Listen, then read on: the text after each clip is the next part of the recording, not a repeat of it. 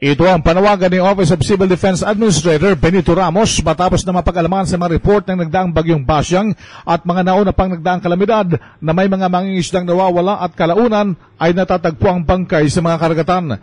Isa sa mga kadahilan na nanihirapan ng mga search and rescue team sa paghahanap sa mga biktima ay ang karamihan sa mga ito hindi nakarehistro ang kanilang mga bangkang pangisda sa Philippine Coast Guard. Kasunod nito, nagpalabas na 14 na rekomendasyon ang NDCC-OCD na dapat gampanan ng mga LGUs. Una ay ang palakasin ng kanilang maritime safety standards, rules and regulations sa mga municipal fishing bankers.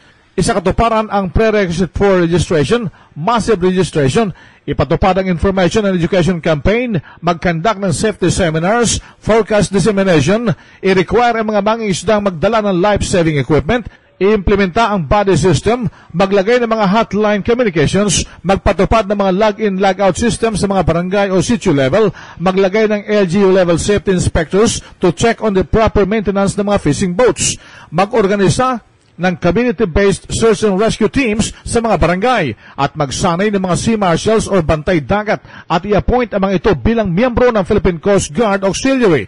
Ito ay upang mamonitor ang mga pumapalaot na mangingisda. Hinggil sa papasok na Tropical Depression Doming, nagbigay ng babala si Ramos sa mga mangingisda na nasa karagatan ng Cagayan, Isabela, Aurora, Apari, Cagayan, Calayan Island, Basco, Batanes na posibleng sagasaan ni Doming. Yeah, may possibility ito dahil ay yung bagyo pabago-bago ang direksyon.